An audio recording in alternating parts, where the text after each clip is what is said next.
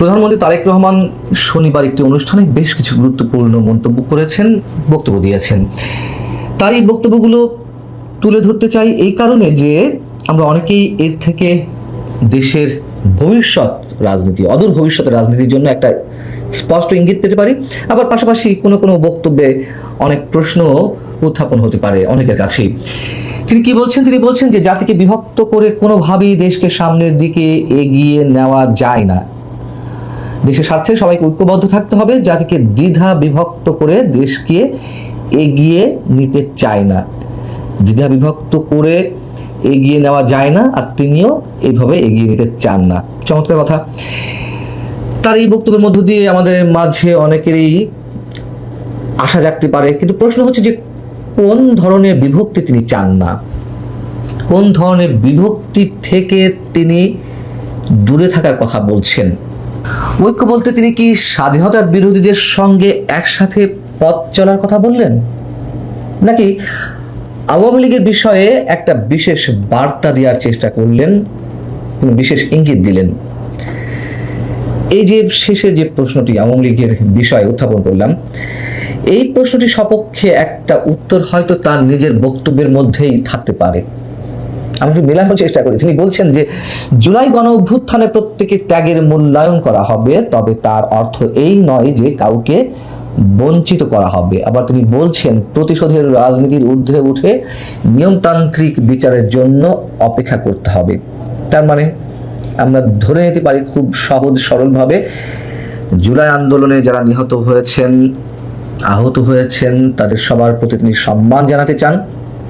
আবার আওয়ামী লীগের প্রতিও তিনি অবিচার করতে চান না।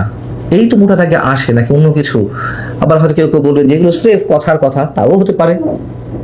তিনি এই কথাগুলো বলছিলেন শনিবার রাজধানীতে জুলাই আন্দোলনে নিহতদের একটা স্মরণ সভায়।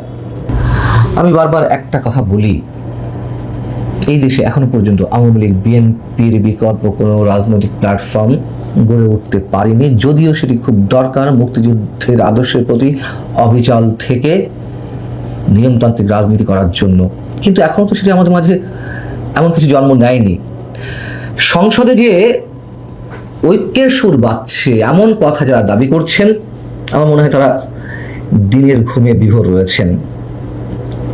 এই যে কথিত ঐক্য, আমার কাছে স্রেফ নাটক বলে মনে হয়। স্পষ্ট করে বলি, স্রেফ নাটক বলে মনে হচ্ছে। আমরা সংসদ প্রাণবন্ত দেখতে চাই। দেশের নানান ধরনের অসঙ্গতি, অনিয়ম, দেশের অনেক ধরনের সংকটকে কেন্দ্র করে প্রাণবন্ত আলোচনা হবে, সম্মান প্রদর্শন করে একে অন্যের প্রতি সমালোচনা হবে, এই তো। কিন্তু সেটি আমরা ক্ষেত্র বিষয়ে দেখছি, ক্ষেত্র বিষয়ে দেখছি না। সেখানে এই প্রশ্ন। যাও, এখন কি কারণে বলছিলাম যে ঐক্য আমরা আপাত দৃষ্টিতে দেখছি, সেটি অনেকের জন্য বিপদ ডেকে নিয়ে আসবে। বিএনপির কবর রচনা করা হবে, এতে করে স্বাধীনতা বিরোধী শক্তিকে আরো বেশি শক্তিশালী করা হচ্ছে। আন্তর্জাতিকভাবে এই শক্তিটি অনেক বেশি এই মুহূর্তে কানেক্টেড, আরো বেশি তারা কানেকশন তৈরি করবে। দেখুন, বিএনপি এবং আওয়ামী লীগের বিরুদ্ধে অনেক ধরনের অভিযোগ থাকতে পারে, অনেক ধরনের অপকর্মের দৃষ্টান্তও রয়েছে, এটা সত্য কথা। কিন্তু নিয়মতান্ত্রিক রাজনীতির জন্য এই মুহূর্তে এই দুই দলের সুষ্ঠু প্রতিযোগিতাপূর্ণ রাজনৈতিক পরিবেশ না থাকলে, স্পষ্ট করে বলি, আমার যেটি মনে হয় আরেকটি সরকার অপেক্ষা করছে। এ কথাও আমি আগে একাধিকবার বলেছি। প্রধানমন্ত্রী বলছেন যে স্বৈরাচারী সরকার যেভাবে বিচার ব্যবস্থা নিয়ন্ত্রণ করে মানুষের উপরে অবিচার করেছে, সেই পথ অনুসরণ করা যাবে না। গুড। আমরা তো বলি যে আওয়ামী লীগের যে 15.5 বছরের শাসন, তাতে অনেক ধরনের উন্নয়ন ছিল, অনেক ধরনের ভালো কাজ ছিল নিঃসন্দেহে। আবার আওয়ামী লীগ স্বৈরতন্ত্রের পথে হাঁটছিল, আনডাউটেডলি এটুকু আমাদেরকে বলতে হবে। কিন্তু সেই আওয়ামী লীগের সমালোচনা যেখান থেকে প্রধানমন্ত্রী ইঙ্গিত করছেন, সেই পথেই কি এখনো এগিয়ে যাওয়া হচ্ছে না? আওয়ামী লীগ স্বৈরতন্ত্রের পথে হাঁটছিল, তার বড় প্রমাণ হচ্ছে নির্বাচন ব্যবস্থাকে ধ্বংস করে দেওয়া। কারোর তো কোনো দ্বিমত থাকতে পারে না এই জায়গাটিতে, আরো অনেক কিছু থাকতে পারে। কিন্তু যে অবিচারের কথা আমাদের বর্তমান প্রধানমন্ত্রী বললেন, তার প্রমাণ কি আমরা দেখতে পাচ্ছি? বিচার ব্যবস্থা কিভাবে চলছে এখন সেই সরকারের নির্দেশে সাংবাদিক মুজাম্মেল বাবুল, সাংবাদিক ফারজান রূপার, শাকিল আহমেদ, বিচারপতি খায়রুল হক সহ আরো অসংখ্য মানুষের যে কারাগারে আটকে থাকা বছরের পর বছর এবং কারাগারে আটকে রাখতে এখনো পর্যন্ত একের পর এক নতুন হাস্যকর মামলা তাদেরকে জড়ানো হচ্ছে, এটি সুষ্ঠু বিচারের সংস্কৃতি না বিচারহীনতার সংস্কৃতি? অতএব প্রধানমন্ত্রীর এই বক্তব্যগুলো আমরা কেবল গতানুগতিক রাজনৈতিক বক্তব্য, চটকদার, জনতুষ্টিপূর্ণ, মুখরোচক, গাল ভরা বলি হিসেবে ধরবো, নাকি তার ভিতর থেকে, তার বক্তব্যের ভিতর থেকে ভিন্ন কোনো ইঙ্গিত পাওয়ার চেষ্টা করবো? এটি যার অ্যানালাইসিসের বিষয় নিঃসন্দেহে। তবে তারেক রহমান দেশের মাটিতে পা দিয়েই প্রকাশ্যে তিনি একটি মন্তব্য করেছিলেন। তিনি বলেছেন, আই হ্যাভ এ প্ল্যান। আমার মাঝে মধ্যে মনে হয় যে তার হয়তো প্ল্যান এটি যে তিনি সবাইকে নিয়ে দেশ পরিচালনা করতে চান, কিন্তু পেছন থেকে টেনে ধরছে কেউ ভীষণ বেগে। কেন এই কথা বলছি? তিনি যে বক্তব্যটি দিলেন, যদি সেখান থেকে আমরা আওয়ামী লীগের প্রতি একটা ইতিবাচক ইঙ্গিত খুঁজে বের করার চেষ্টা করি, তার বিপরীতে আবার স্বরাষ্ট্রমন্ত্রীর বক্তব্যকে আমরা কিভাবে ধরবো সে প্রশ্নটি ওঠে যায়। ওই একই মঞ্চে স্বরাষ্ট্রমন্ত্রী সালাউদ্দিন আহমেদ বললেন যে শিগগিরই দল হিসেবে আওয়ামী লীগের বিচার শুরু হবে। বর্তমান কার্যক্রম নিষিদ্ধ আওয়ামী লীগ দেশে আর কোনোদিন রাজনীতি করতে পারবে না। আওয়ামী লীগের রাজনৈতিক মৃত্যু হয়েছে, দিল্লিতে এই দলের দাফন সম্পন্ন হয়েছে। খুবই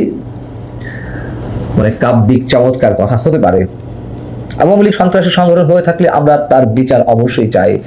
আইন সংশোধন করা হয়েছে, দল হিসেবে যে কোনো সংগঠনকে সন্ত্রাসী অভিযোগে বিচার করা যাবে, ভালো কথা। কিন্তু যুদ্ধাপরাধীদের দলকে সঙ্গে নিয়ে মুক্তিযুদ্ধে নেতৃত্ব দানকারী দল আওয়ামী লীগের বিচার করবেন, নিষিদ্ধ করে রাখা হবে, বিষয়টা অনেকের কাছে হাস্যকর মনে হতে পারে। আমার কাছে খুবই সিগনিফিকেন্ট।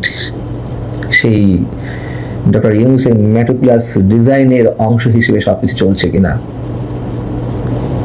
তবে এটুকু বলে রাখি, আমার যেটি মনে হয় আওয়ামী লীগকে নিষিদ্ধ করে রাখার সম্ভাবনা, আওয়ামী লীগের বিচারও সম্ভবত করা সম্ভব হবে না। এগুলো বিশেষ উদ্দেশ্যে বা বিশেষ কোনো মহলকে খুশি রাখার জন্য আমাদের মন্ত্রী এই ধরনের শব্দ চয়ন করতেই পারেন।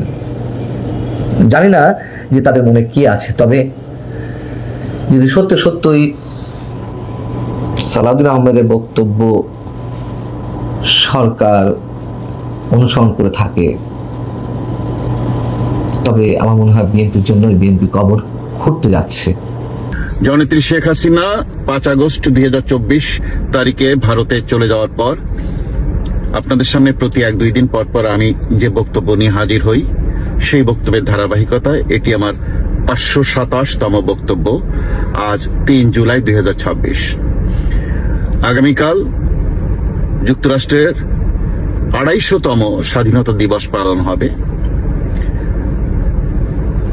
1776 সালে দেশটি স্বাধীন হয় এবং এটি 2026। এই 250তম স্বাধীনতা দিবস উদযাপন করা হবে আগামীকাল।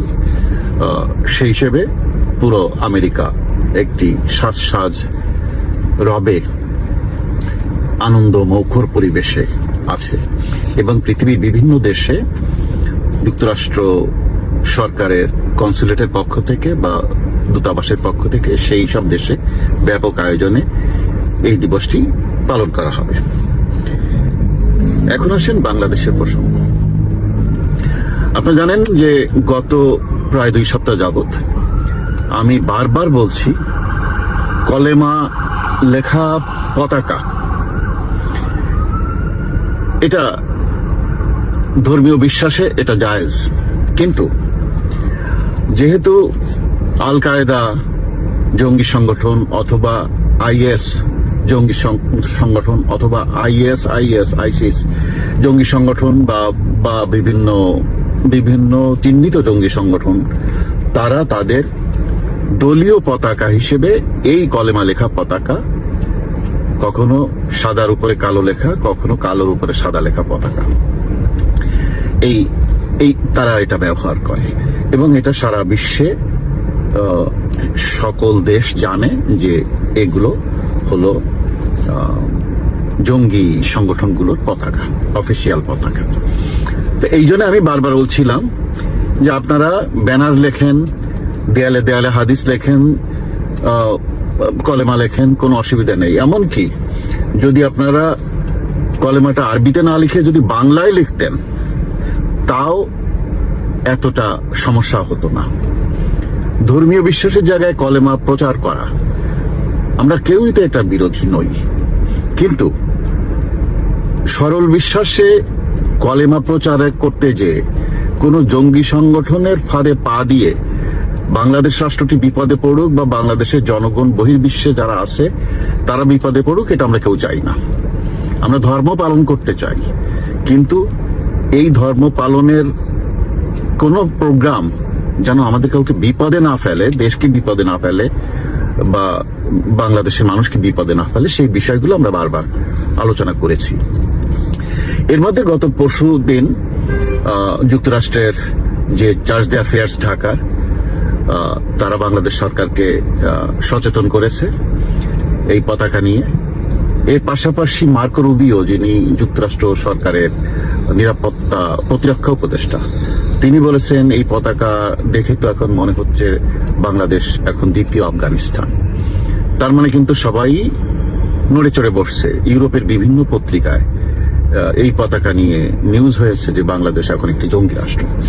তো এসবের মধ্যে সরকার নানান দিক থেকে চাপ আসায়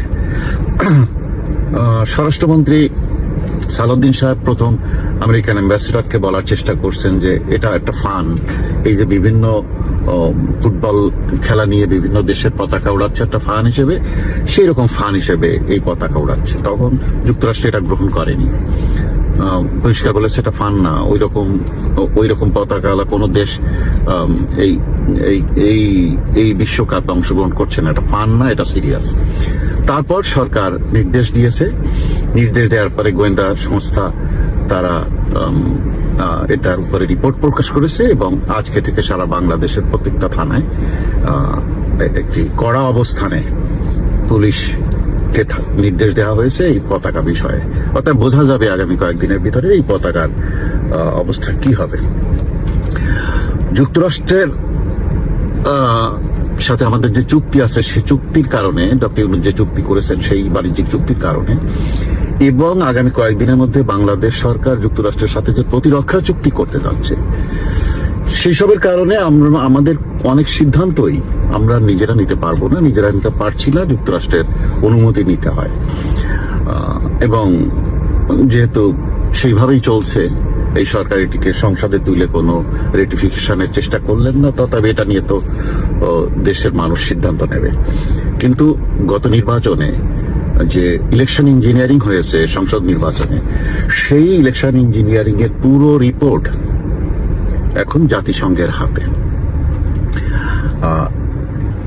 পরিস্থিতি এমন জায়গায় যাচ্ছে যে আগামী 6 মাসের মধ্যে সরকার পতন হয়ে যাবে। এই জন্যই বারবার ডিসেম্বর মাসটা আপনাদেরকে গত কয়েক মাস, 2-3 মাস ধরে বলছি বারবার, ডিসেম্বরে একটা পরিবর্তন ঘটতে যাচ্ছে এবং পরিস্থিতি যে জায়গায় যাচ্ছে তাতে একটি যুদ্ধের পরিবেশে যাচ্ছে। দেখুন, বঙ্গোপসাগর বাংলাদেশের, কিন্তু সেখানকার রাজনীতি কন্ট্রোল করার জন্য পাকিস্তান, চীন, যুক্তরাষ্ট্র আর ভারত টাগ অফ ওয়ার চলছে, কে এটা দখল নিতে পারে। পাকিস্তান তো এখানে সাবমেরিন বসাচ্ছে, চীন এটার দখল চায়, নিয়ন্ত্রণ চায়, যুক্তরাষ্ট্র এটা নিয়ন্ত্রণ চায়, ভারত এটা নিয়ন্ত্রণ চায়। অতএব এই 4 দেশের এবং ভারতের সাথে রাশিয়া আছে, তো এইরকম বিভিন্ন দেশ বা বিভিন্ন পরাশক্তির এই টাগ অফ ওয়ারে আমরা কিন্তু ধরা খেতে যাচ্ছি, বিপদে পড়তে যাচ্ছি। এর ভিতরে চীনের রাষ্ট্রদূত ঢাকায় প্রেস কনফারেন্স করে বলেছে বাংলাদেশের আভ্যন্তরীণ বিষয় নিয়ে অন্য কোনো রাষ্ট্রের কোনো খবরদারি, নাক গলামি চীন সহ্য করবে না। বাংলাদেশ একটি স্বাধীন দেশ, বাংলাদেশের সরকার বলবে আমার দেশকে নিয়ে কেউ নাক গলালে আমরা বরদাস্ত করব না। চীন বলার কে? বাংলাদেশের মাটিতে বসে এই প্রেস কনফারেন্স করার কে? চীন কি করলো এটা? চীন হুমকি দিল যুক্তরাষ্ট্রকে, চীন হুমকি দিল রাশিয়াকে, চীন হুমকি দিল ভারতকে, চীন হুমকি দিল পাকিস্তানকে। তার মানে কি? একটি গন্ডগোল ঘটতে যাচ্ছে। এই ঘটনা ঘটার সাথে সাথে নরেন্দ্র মোদী মিটিং করেছেন দিল্লিতে সকল সশস্ত্র বাহিনীর প্রতিনিধি এবং গোয়েন্দা সংস্থা এবং পররাষ্ট্র দপ্তরের কর্মকর্তাদের নিয়ে। অবশেষে বাংলাদেশ নিয়ে সিদ্ধান্ত নেওয়ার পুরা ক্ষমতাটা নরেন্দ্র মোদী নিজে হাতে রেখেছেন এবং এই দীনেশ ত্রিবেদী, যিনি ঢাকায় ভারতের দূতাবাসের রাষ্ট্রদূত এবং ভারতীয় মন্ত্রী, ঢাকায় বসছেন প্রতিদিন, উনি এবং নরেন্দ্র মোদী, দীনেশ ত্রিবেদী এবং নরেন্দ্র মোদী, এই দুজনই বাংলাদেশ সম্পর্কে যে কোনো মুহূর্তে যে কোনো সিদ্ধান্ত নেওয়ার মানে ক্ষমতা নিয়েছেন। এই ক্ষমতা তারা দুইজনই নিয়েছেন, এটা অফিসিয়ালি গতকাল থেকে। অর্থাৎ বাংলাদেশ নিয়ে কিছু একটা ঘটতে যাচ্ছে, এটা কিন্তু বোঝা যাচ্ছে। মেহেরা আফরোজ শাওন একজন নাট্যকর্মী, চলচ্চিত্র শিল্পী, একজন অভিনেত্রী। তিনি ফান করে তার ফেসবুকে লিখেছেন যে একসময় জুলাই সিডিআই এটা লিখতে ভালো লাগতো না, ইচ্ছে করতো না, এবং এটা শব্দটা ভালো মনে হতো না, কিন্তু এখন কেন জানি মন খারাপ হলে জুলাই সিডিআই লিখতে ইচ্ছে করে। কাউকে গালি দেওয়ার সময় বা কেউ যদি মানে বেশি রেগে যায়, রাগের চোটে যদি কোনো খারাপ শব্দ মুখ থেকে বের হয়ে যায়, তখন জুলাই সিডিআই বের হয়ে যায় ইত্যাদি। এইরকম ভাবে উনি লিখেছেন এবং উনি কোনো ব্যাখ্যা দেননি যে এই কারণে আমি জুলাই সিডিআই। উনি ওনার পার্সোনাল কষ্ট, পার্সোনাল দুঃখ এইসবের সময় মানুষ রেগে যেমন বলে না শালা যুদ্ধ বাড়া বা ইত্যাদি এরকম বলে না, রাগের চোটে মানে কোন একটা কাজ করতে যে হলো না, ফেড আপ হয়ে গেল, তখন মানুষ একটা কিছু বলে ওঠে না। তো ওই রকম উনি ওনার ফেসবুকে লিখেছেন যে এইরকম সময় আমার জুলাই সিডিআই বলতে এখন ইচ্ছে করে। তো এইটা উনি না কারো নাম উচ্চারণ করছেন, না কিছু করছেন, কিন্তু এইটাকে নিয়ে এটাকে টক অফ দ্য কান্ট্রি বানিয়ে দিয়েছে শিবির নেতা, রাজশাহী বিশ্ববিদ্যালয়ের ভিপি আপনার সালাউদ্দিন আম্মার। তো এখন সে বলেছে যে এইটাতে আমাদের জুলাইকে অবমাননা করা হয়েছে, হাদিকে অবমাননা করা হয়েছে, মুগ্ধকে অবমাননা করা হয়েছে ইত্যাদি। তো কেউ যদি মেহেরা আফরোজ শাওনকে জুতা পেটা করতে পারে, তাহলে আমি তাকে 2 লাখ টাকা পুরস্কার দিব। এখন প্রশ্ন এসে যায়, সে একজন সাধারণ ছাত্র, সে 2 লাখ টাকা দেবার মতো টাকা পেল কোথায়? এটা একটা প্রশ্ন। দ্বিতীয় প্রশ্ন যে মেহেরা আফরোজ শাওন তো কাউকে কিছু বলেনি, কারোর বিরুদ্ধে কিছু লেখেনি। উনি ওনার পার্সোনাল ফেড আপ টাইমটা, অতিষ্ঠ টাইমটা ওনার মুখ থেকে এরকম শব্দ এখন বের হচ্ছে, এইটাই উনি বলছেন। উনি কাউকে ছোট করে বলেননি, কিন্তু তাকে এর পর ঢাকা বিশ্ববিদ্যালয়ের যেসব ডাকসু নেতা আছে, শিবিরের বর্ণনা, সবাই এরকম ব্যানার লাগিয়ে মেহেরা আফরোজ শাওনের ছবি দিয়ে জুতা পেটা করছেন ইত্যাদি। এইসব মিলিয়ে পুরো দেশের যুব সমাজ এবং জনগণ এখন 2 ভাগে বিভক্ত হয়ে গেছে, জুলাইয়ের পক্ষে, জুলাইয়ের বিপক্ষে, মুক্তিযুদ্ধের পক্ষে আর মুক্তিযুদ্ধের বিপক্ষে। তো এইরকম জায়গায় দাঁড়িয়ে এখন পুরা ফেসবুক সয়লাব শাওনের পক্ষে এবং রাজাকারদের বিপক্ষে। তো এইরকম জায়গায় দাঁড়িয়ে দেখা যাচ্ছে যদি কাউন্ট করা যেত, তাহলে অন্তত বাংলাদেশের 75% মানুষ শাওনের পাশে দাঁড়িয়ে গেছে। অথচ এটা কোনো শাওন একদিন আগেও কোনো ফ্যাক্টর ছিল না, কিচ্ছু ছিল না। উনি ওনার ফেসবুকে লিখছেন, এটা নিয়ে যদি এই শিবির নেতারা এটা নিয়ে রিয়াক্ট না করতেন, তাহলে কিন্তু এটা কোনো বিষয় হতো না। তো এটাকে বিষয় বানিয়ে দিয়েছেন ওনারা। তো এখন এটা একটা টানটান উত্তেজনা। শিবির দাবি করেছে শাওনকে অ্যারেস্ট করতে হবে। শাওনকে অ্যারেস্ট কেন করবে? শাওন কোন ধারা ভায়োলেট করেছে বা কি অন্যায় করেছে? আবার মুক্তিযুদ্ধের পক্ষে তরুণ সমাজ তারা বলছে শাওনের উপরে কিছু হলে আমরা বদলা নেব ইত্যাদি। সবকিছু মিলে একটি টানটান উত্তেজনা চলছে। দেখা যাক কি হয়। প্রিয় দেশবাসী, ভারত থেকে আমাদের নেতৃবৃন্দ দেশে ঢোকা শুরু করেছেন। গতকাল একটি মিছিল হয়েছে জয়দেবপুর এলাকায়। তারপর এই যে জাহাঙ্গীর আমাদের যে এলাকার ওখানে, তো ভারত থেকে একজন ছাত্রলীগ নেতা সেখানে মিছিল করেছে।